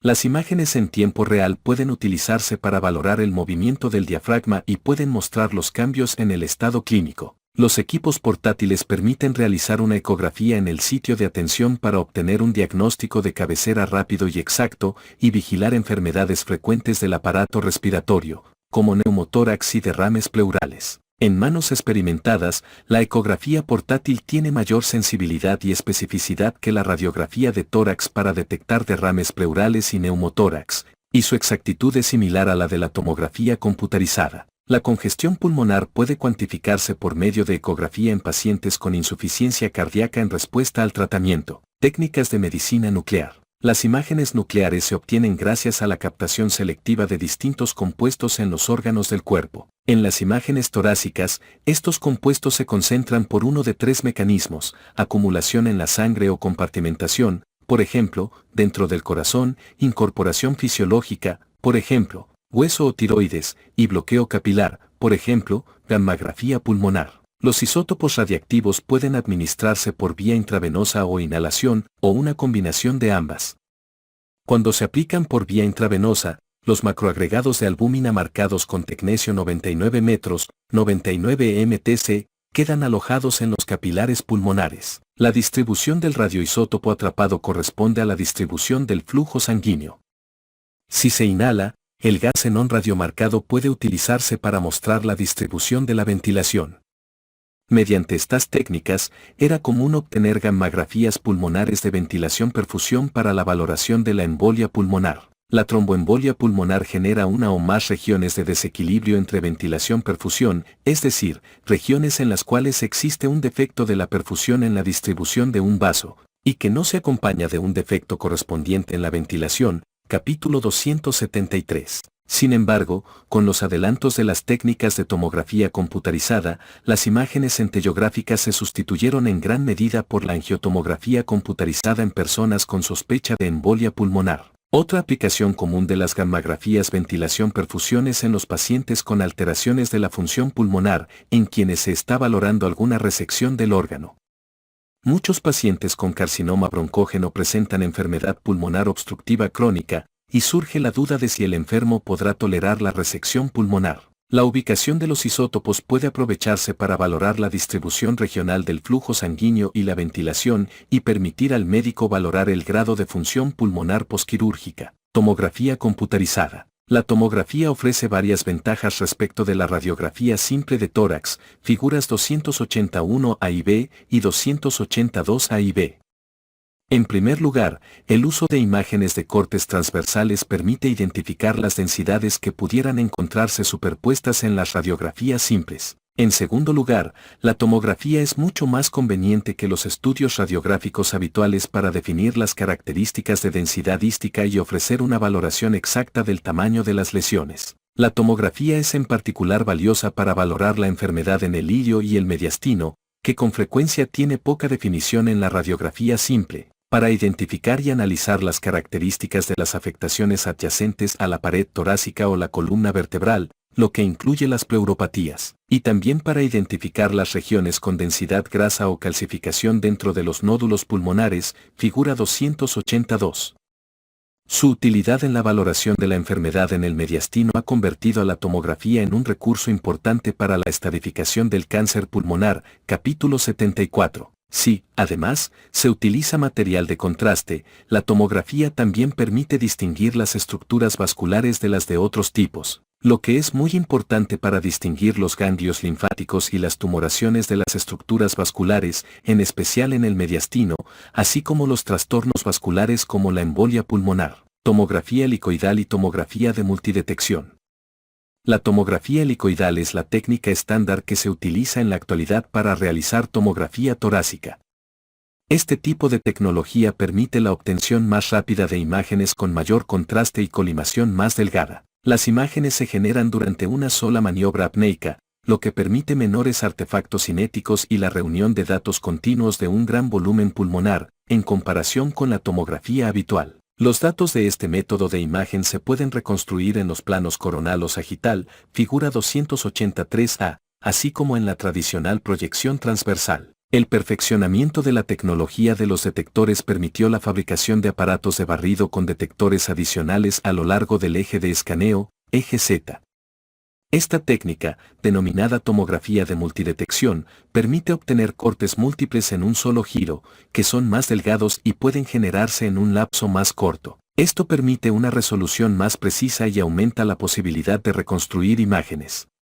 Con los adelantos tecnológicos, se ha ido aumentando el número de detectores, en la actualidad, hasta 64, que permiten una resolución espacial submilimétrica e imágenes finales más claras, con lo que esta técnica básicamente sustituirá a la tomografía de alta resolución en la valoración de las neumopatías. Con el patrón de la neumonía intersticial común que se observa en la tomografía de multidetección, estructura en panal de abeja periférica, de predominio basal y bronquiectasias contracción, aunado al cuadro clínico típico y descartando otras causas, es posible diagnosticar de modo confiable fibrosis pulmonar idiopática sin necesidad de confirmación histológica.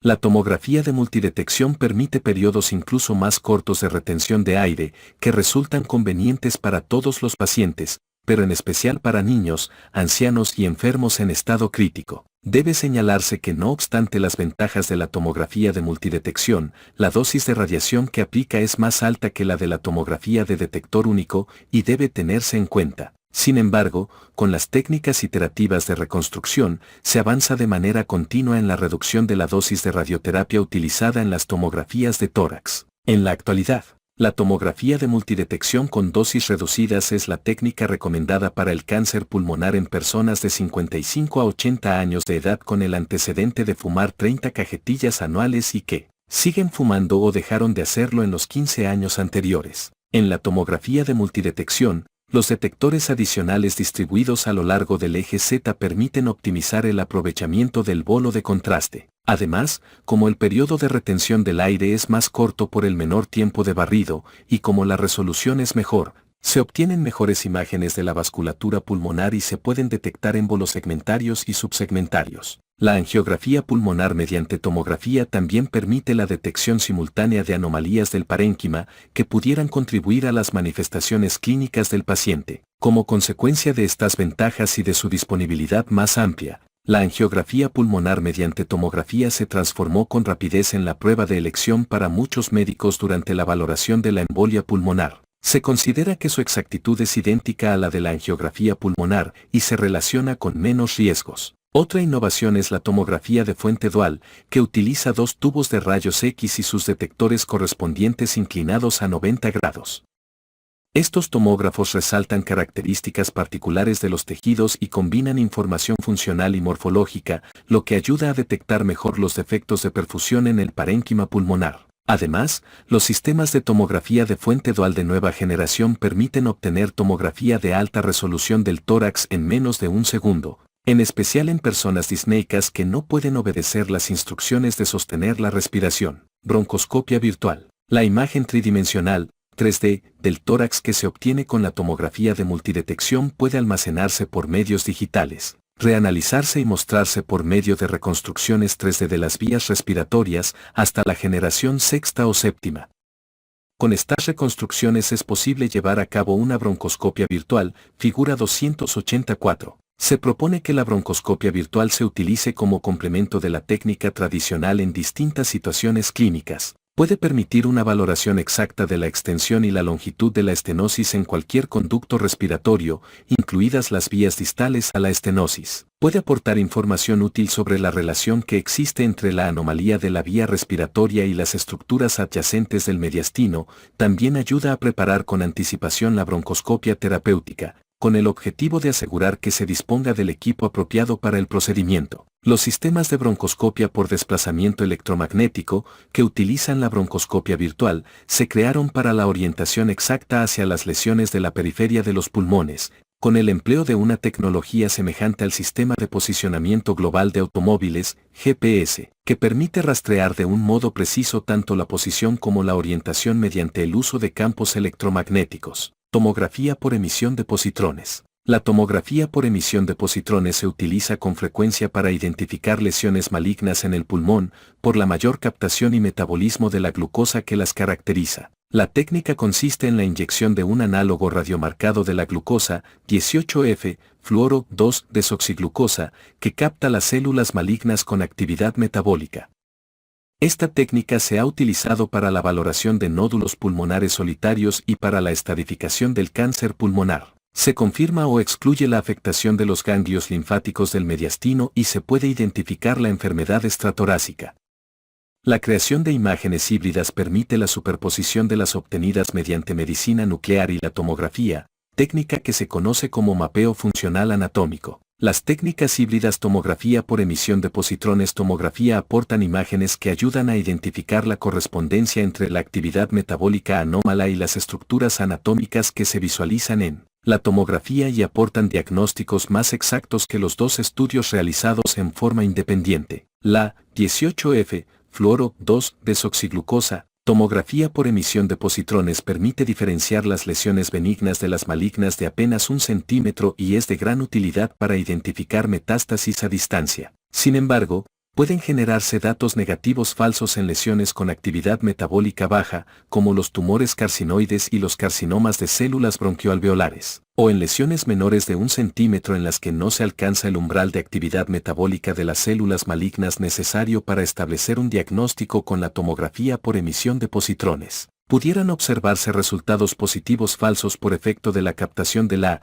18F, fluoro 2-desoxiglucosa en condiciones inflamatorias, como neumonía y enfermedades granulomatosas. Imágenes por resonancia magnética. La resonancia magnética permite una resolución espacial menor y ofrece menos detalle del parénquima pulmonar, y por estas razones en la actualidad no se considera un sustituto de la tomografía para la obtención de imágenes del tórax. Sin embargo, gracias al mayor contraste de los tejidos blandos que ofrece la resonancia, esta tecnología se utiliza para distinguir entre un tumor y una atelectasia postestenótica, y para valorar la infiltración de la pared torácica o el mediastino. Además, en los tumores del surco superior, la resonancia ayuda en la planificación preoperatoria a observar mejor si el tumor se encuentra en contacto con la columna vertebral y dónde. Asimismo, la resonancia ponderada por difusión es una técnica novedosa que se ha utilizado para distinguir entre los ganglios linfáticos metastásicos y los ganglios linfáticos sanos, con sensibilidad, especificidad y valores pronóstico positivos superiores a los de la tomografía por emisión de positrones tomografía o la tomografía sola. Por último, el uso de gas hiperpolarizado combinado con la resonancia condujo al uso de la técnica para obtener imágenes con fines de investigación de los pulmones, en particular en la neumopatía obstructiva. El estudio realizado durante la inspiración y la expiración genera información dinámica sobre la función pulmonar. Una ventaja de la resonancia es la radiación electromagnética no ionizante. Además, permite distinguir las estructuras vasculares de las de otros tipos sin necesidad de utilizar contraste. Los vasos sanguíneos se aprecian como estructuras tubulares huecas, puesto que la sangre que fluye no genera una señal para la resonancia. En consecuencia, la resonancia puede ayudar a identificar los émbolos pulmonares, definir lesiones aórticas, como los aneurismas o la disección, y otras anomalías vasculares, figura 285. Si el uso de la radiación y el medio de contraste intravenoso no son posibles, puede administrarse gadolinio como sustancia de contraste intravascular para la angiografía por resonancia. Sin embargo, Sincronizar la adquisición de los datos con el bolo arterial máximo es una de las principales dificultades de esta técnica. El flujo del medio de contraste procedente del sitio de inyección periférica hacia el vaso de interés se modifica por diversos factores, como la frecuencia cardíaca, el volumen sistólico y la presencia de lesiones estenóticas proximales. Las desventajas de la resonancia son la menor resolución espacial y el tiempo de adquisición más prolongado que con la tomografía.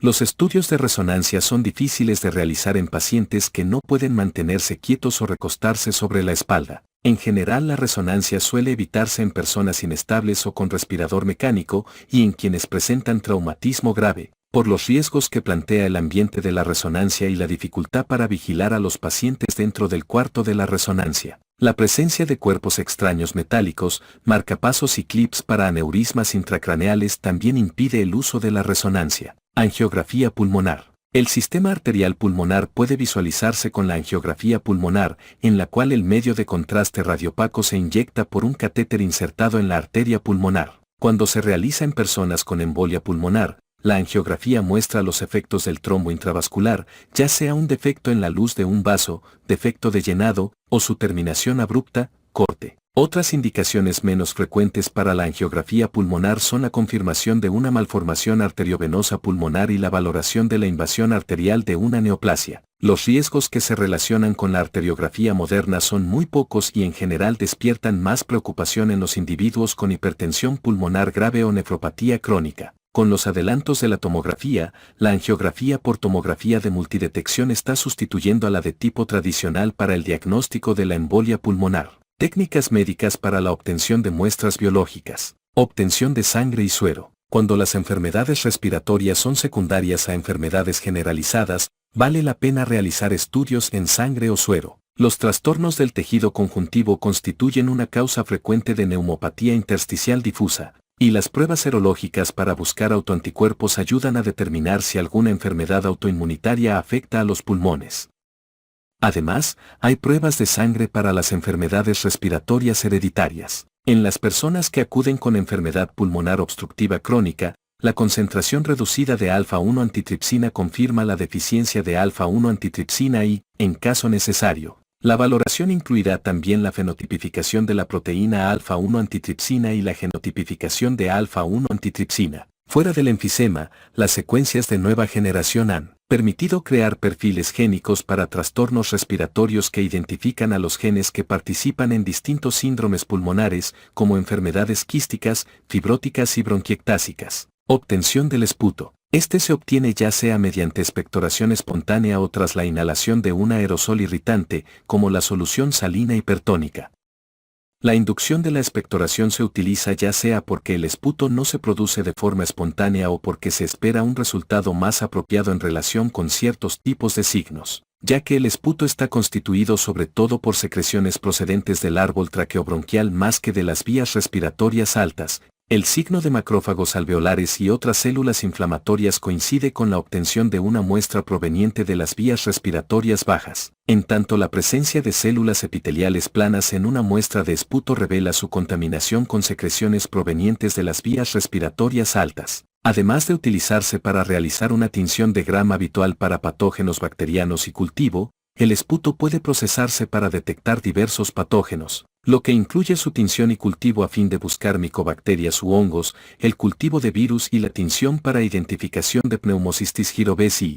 En el caso específico del esputo que se obtiene para la valoración de una neumonía por Pneumocystis jirovecii, por ejemplo, el esputo debe obtenerse mediante inducción y no mediante expectoración espontánea, y debe recurrirse a una tinción inmunofluorescente que permita identificar a los microorganismos. En ciertos casos, las tinciones y los cultivos tradicionales también se complementan en la actualidad con técnicas inmunitarias y métodos de biología molecular, lo que incluye la amplificación mediante reacción en cadena de la polimerasa y el uso de sondas de ácido desoxirribonucleico. La tinción citológica tradicional de Papa Nicolau aplicada al esputo con el objetivo de revelar la existencia de células malignas, permite una valoración sin penetración corporal en caso de sospecha de cáncer pulmonar. Aspiración percutánea con aguja, transtorácica. Puede insertarse una aguja a través de la pared del tórax y de ahí a una lesión pulmonar, para aspirar o obtener una muestra cilíndrica fina de tejido, y someterla a análisis citológico o histológico.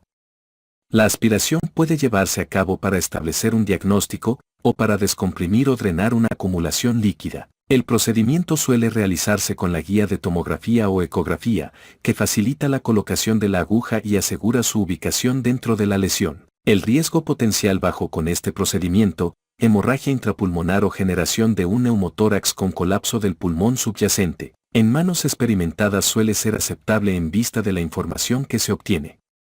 Sin embargo, una limitación de la técnica deriva del error de muestreo por el tamaño pequeño de la muestra hística. Por eso, los datos adicionales al diagnóstico citológico o microbiológico específico tienen poco valor clínico. Toracocentesis. La toma de muestra de líquido pleural mediante toracocentesis se lleva a cabo a menudo con fines diagnósticos o, en el caso de un derrame grande, para aliviar la disnea. La obtención de muestras diagnósticas, ya sea mediante aspiración con aguja a ciegas o con ecografía como guía, permite la obtención de líquido para los estudios microbiológicos y citológicos. El análisis de la composición celular y de los elementos del líquido obtenido permite clasificar el derrame y facilitar el diagnóstico y tratamiento. Capítulo 288. Broncoscopia. La broncoscopia es el proceso de visualización directa del árbol traqueobronquial. Si bien la broncoscopia se realiza en la actualidad casi de manera exclusiva con instrumentos flexibles de fibra óptica, la broncoscopia rígida, que por lo general se lleva a cabo en un quirófano con un paciente bajo anestesia general, aún tiene lugar en circunstancias específicas, en especial porque cuenta con un canal de succión más amplio y por el hecho de que la persona puede recibir ventilación por el canal del broncoscopio. Estas situaciones incluyen la recuperación de un cuerpo extraño y la succión en caso de hemorragia masiva, casos en los cuales el canal de succión estrecho del broncoscopio flexible pudiera resultar insuficiente. Broncoscopia flexible de fibra óptica. Este procedimiento ambulatorio suele realizarse con el individuo consciente y bajo sedación consciente. El broncoscopio se introduce ya sea por la boca o la nariz, se pasa entre las cuerdas vocales y de ahí hacia la tráquea. La posibilidad de volver a flexionar el aparato hace posible la visualización de casi todas las vías respiratorias hasta el nivel de los bronquios subsegmentarios. El broncoscopista puede identificar la patología endobronquial, entre la que se encuentran tumores, granulomas, bronquitis, cuerpos extraños y sitios de hemorragia. Es posible tomar muestras de las lesiones de las vías respiratorias con distintos métodos, como el lavado, el cepillado y la biopsia. El lavado implica la instilación de solución salina estéril por un canal del broncoscopio sobre la superficie de la lesión.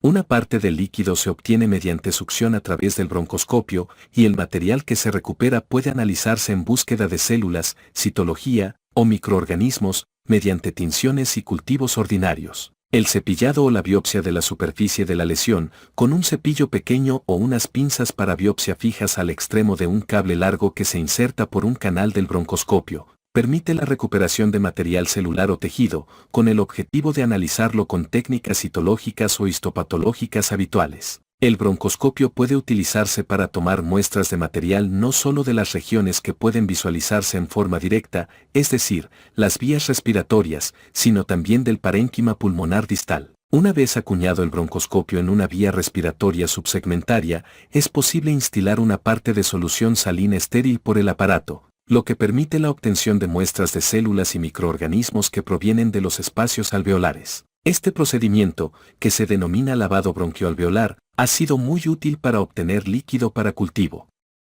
Además, la tinción inmunofluorescente con anticuerpos o el análisis de ácidos nucleicos por medio de reacción en cadena de la polimerasa ayudan a establecer el diagnóstico más rápido que las técnicas de cultivo en algunos microorganismos. Con frecuencia se realizan estudios citológicos, análisis celulares y exámenes de los componentes acelulares como citocinas, partículas virales y firmas microbianas. El cepillado y la biopsia del parénquima pulmonar en regiones distales también pueden llevarse a cabo con los mismos instrumentos que se utilizan para el muestreo endobronquial. Estos instrumentos pueden pasarse por el equipo hasta las vías respiratorias finas, donde penetran la pared de la vía respiratoria y hacen posible la toma de biopsias del tejido alveolar peribronquial. Este procedimiento, que se denomina biopsia transbronquial, se utiliza cuando existe enfermedad en cierta medida difusa o una lesión localizada de tamaño apropiado. Con la ayuda de las imágenes fluoroscópicas, el broncoscopista puede determinar no solo si el instrumento se encuentra en el área de la anomalía y en qué momento,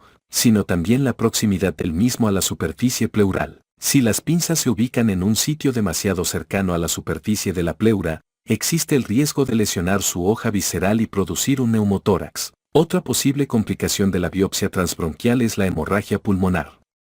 La incidencia de estas complicaciones es muy baja. Aspiración transbronquial con aguja. Otro procedimiento consiste en el uso de una aguja hueca que se pasa por el broncoscopio para tomar muestras del tejido adyacente a la tráquea o a algún bronquio grande. La aguja atraviesa la pared de la vía respiratoria transbronquial y es posible aspirar material celular de lesiones tumorales o adenomegalias, por lo general con el objetivo de identificar células malignas. La mediastinoscopia se ha considerado el método de referencia para la estadificación en el mediastino. Sin embargo, la aspiración transbronquial con aguja permite la toma de muestras de los pulmones y los ganglios linfáticos circundantes sin necesidad de recurrir a la cirugía o a la anestesia general. Ecografía endobronquial, aspiración transbronquial con aguja. Se lograron nuevos adelantos en la técnica de aspiración con aguja tras el desarrollo de ecografía endobronquial. La tecnología consiste en el uso de un broncoscopio ultrasónico que se ajusta a una sonda que permite la aspiración con aguja de los ganglios mediastínicos e iliares, guiada con imágenes de ecografía en tiempo real. Con ecografía endobronquial se pueden obtener muestras de ganglios linfáticos y de masas en mediastino bajo visión directa, para identificar y localizar mejor las alteraciones peribronquiales y mediastínicas, y permitir el acceso a zonas de difícil vista y ganglios de menor tamaño en las maniobras de estadificación de cánceres. Las ecografías endobronquiales aspiración transbronquial con aguja pueden brindar acceso a las mismas estaciones de ganglios linfáticos paratraqueales y subcarinales, del mismo modo que se logra con la mediastinoscopia, pero también va más lejos de los ganglios linfáticos ciliares, niveles 10 y 11. La ecografía endobronquial con sonda radial produce una imagen ecográfica de 360 grados del parénquima pulmonar circundante y ha mejorado mucho el diagnóstico broncoscópico de nódulos pulmonares periféricos, en especial en lesiones grandes, mayores de 2 centímetros. La ecografía endobronquial con sonda radial puede combinarse con broncoscopia por desplazamiento electromagnético, descrita antes, y ayudar a navegar con exactitud para ubicar nódulos periféricos y aumentar el rendimiento diagnóstico. El perfil de inocuidad de la ecografía endobronquial con sonda radial es superior al de la técnica transtorácica, pero dentro de sus limitaciones está la mala señal ecográfica para valorar nódulos con aspecto de vidrio esmerilado en la tomografía y la necesidad de depender de la habilidad del broncoscopista para navegar en la arquitectura de las ramificaciones de las vías respiratorias para colocar la sonda cerca del nódulo. Nuevas técnicas broncoscópicas. Otras técnicas que utilizan la broncoscopia son la modalidad de videoautofluorescencia, la de imagen de banda estrecha, la modalidad por coherencia óptica y la endomicroscopia con empleo de la microscopía con focal de láser por fluorescencia. La broncoscopía de autofluorescencia usa la broncoscopia con una fuente luminosa adicional para detectar personas de alto riesgo e identificar lesiones premalignas, displasias de vías respiratorias y carcinoma in situ. La imagen de banda estrecha aprovecha la mayor absorción de longitudes de onda azules y verdes por parte de la hemoglobina, para realzar la visibilidad de los vasos de la mucosa y diferenciar entre lesiones inflamatorias de la mucosa y las malignas. La microscopía con focal de láser por fluorescencia utiliza un láser azul para inducir fluorescencia. Su alto grado de resolución permite obtener una proyección en tiempo real del tejido vivo, con una resolución casi histológica. La tomografía de coherencia óptica usa una fuente luminosa casi infrarroja y tiene ventajas de resolución espacial respecto de tomografía y resonancia. Su penetración de la pared de las vías respiratorias es 3 veces mayor que con microscopía con focal de láser por fluorescencia y es menos susceptible de mostrar artefactos por movimiento, como las pulsaciones cardíacas y excursiones de la respiración. Sin embargo, es indispensable la valoración minuciosa antes de que estos métodos encuentren su sitio entre las estrategias de valoración del cáncer pulmonar incipiente y otras neumopatías. Toracoscopia médica. La toracoscopia médica, o pleuroscopia, se centra en el diagnóstico de los problemas que afectan a la pleura. El procedimiento se lleva a cabo con un pleuroscopio convencional rígido o semirrígido, con diseño semejante al del broncoscopio que permite al operador inspeccionar la superficie pleural, tomar muestras y drenar líquido pleural u obtener piezas para biopsias dirigidas de la pleura parietal. La toracoscopia médica puede llevarse a cabo en el área de endoscopía o en un quirófano, con el paciente bajo sedación consciente y anestesia local. Por el contrario, para la cirugía torácica asistida por video es indispensable la anestesia general y solo se practica en un quirófano. Una indicación diagnóstica frecuente de la toracoscopia médica es la valoración de un derrame pleural o la obtención de una pieza para biopsia en caso de sospecha de carcinomatosis de la pleura parietal. También puede aplicarse para colocar una sonda pleural bajo guía visual, o realizar una pleurodesis química o con talco, intervención terapéutica que pretende evitar la recurrencia del derrame pleural, por lo general, maligno, o del neumotórax. La mayor disponibilidad de las técnicas broncoscópicas y pleuroscópicas avanzadas ha impulsado la creación de especializaciones en intervencionismo pulmonar. Esta última técnica puede definirse como el arte y la ciencia de la medicina en cuanto a métodos de diagnóstico y tratamiento penetrantes que exigen capacitación y experiencia adicionales, mayores que las necesarias en los programas habituales de neumología. Los especialistas en intervencionismo pulmonar ofrecen alternativas a la cirugía para personas con una amplia variedad de trastornos y problemas torácicos, incluidas intervenciones terapéuticas. Véase lecturas adicionales. Técnicas quirúrgicas para la obtención de muestras biológicas. La valoración y el diagnóstico de los trastornos del tórax implican la colaboración entre neumólogos y cirujanos de tórax. Si bien es este último quien realiza los procedimientos como la mediastinoscopia, la cirugía torácica asistida por video y la toracotomía, muchas técnicas de mínima invasión pueden realizarlas ambos especialistas. Mediastinoscopia y mediastinotomía. La estadificación correcta del cáncer pulmonar es fundamental para determinar el régimen terapéutico. Si bien los estudios de tomografía y tomografía por emisión de positrones ayudan a determinar el tamaño y la naturaleza de los ganglios linfáticos del mediastino como parte de la estadificación del cáncer pulmonar, la biopsia hística y el análisis histopatológico con frecuencia son determinantes para el diagnóstico de las tumoraciones mediastínicas o las adenomegalias mediastínicas. Los dos procedimientos quirúrgicos principales para la obtención de muestras de tumoraciones o ganglios mediastínicos son la mediastinoscopia, por vía supraesternal, y la mediastinotomía, por vía paraesternal. Los dos procedimientos se realizan con anestesia general y por un cirujano calificado.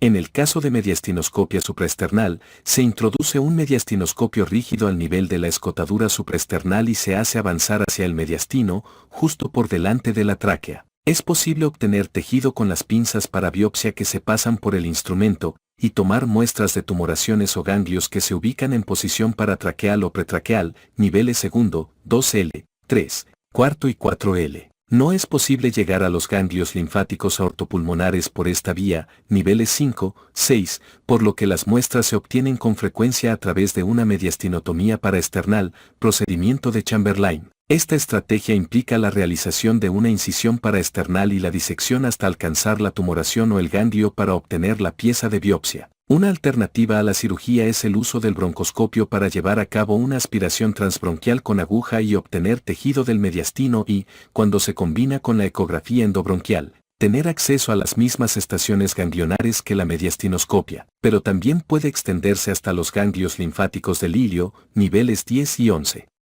Por último, la ecografía endoscópica aspiración con aguja fina es un segundo procedimiento que complementa la ecografía endobronquial aspiración con aguja fina para la estadificación del cáncer pulmonar. La ecografía endoscópica aspiración con aguja fina se lleva a cabo por la vía del esófago y es ideal para obtener muestras de los ganglios linfáticos en el mediastino posterior, niveles 7, 8 y 9, puesto que la ecografía no es posible en estructuras llenas de aire. El área que se ubica justo por delante de la tráquea no puede valorarse con exactitud y constituye un punto ciego para la ecografía endoscópica aspiración con aguja fina. Sin embargo, la ecografía endobronquial aspiración con aguja fina permite visualizar los ganglios linfáticos anteriores y complementa la ecografía endoscópica aspiración con aguja fina. La técnica en que se combinan ecografía endoscópica aspiración con aguja fina y ecografía endobronquial aspiración con aguja fina se está convirtiendo en una alternativa a la cirugía para la estadificación del mediastino en las neoplasias torácicas. Cirugía torácica asistida con video. La cirugía torácica asistida por video se ha vuelto la técnica habitual para el diagnóstico y tratamiento de enfermedades pleurales y del parénquima pulmonar.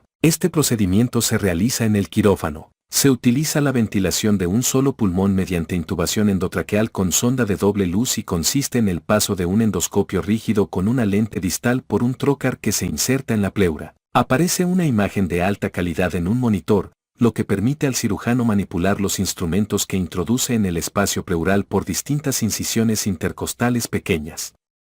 Con estos instrumentos, el cirujano puede obtener piezas para biopsia de la pleura bajo visión directa. Además, este procedimiento se utiliza ahora con frecuencia para obtener piezas de biopsia del tejido pulmonar periférico o para extirpar nódulos periféricos tanto con fines diagnósticos como terapéuticos. Este procedimiento con mucho menos penetración corporal sustituyó en gran medida a la obtención de pieza para biopsia a pulmón abierto tradicional, que se realizaba mediante toracotomía. La decisión de usar la técnica cirugía torácica asistida por video o realizar una toracotomía abierta la toma el cirujano, y depende de la posibilidad de que el paciente tolere la ventilación de un solo pulmón que se necesita para permitir la visualización adecuada del órgano. Con los nuevos adelantos en la instrumentación y una mayor experiencia, la cirugía torácica asistida por video puede utilizarse para llevar a cabo procedimientos que antes necesitaban toracotomía, como la biopsia pulmonar con engrapado, la resección de nódulos pulmonares, la lobectomía, la neumonectomía, la ventana pericárdica u otros procedimientos quirúrgicos torácicos habituales, pero con mínima invasión. Toracotomía. Si bien en muchas ocasiones es sustituida por la cirugía torácica asistida por video, la toracotomía sigue siendo una opción para la toma de muestras diagnósticas del tejido pulmonar. Es la técnica que permite obtener la mayor cantidad de tejido y puede utilizarse para obtener piezas de biopsia o extirpar lesiones demasiado profundas o que se ubican en cercanía extrema a estructuras vitales para extraerlas mediante cirugía torácica asistida por video. La elección entre cirugía torácica asistida por video y toracotomía depende del caso específico. Técnicas en muestras biológicas. Dentro de los componentes fundamentales del diagnóstico de muchas enfermedades respiratorias están el examen histopatológico de las muestras de tejido y el examen citológico de las muestras que se aspiran o líquidos. En el área del cáncer pulmonar, ahora que se conocen mejor los cambios moleculares y las mutaciones genéticas que desencadenan el cáncer, se han podido crear pruebas moleculares específicas que guían el tratamiento. Por ejemplo, mutaciones del receptor del factor de crecimiento epidérmico y fusiones de sinasa del linfoma anaplásico.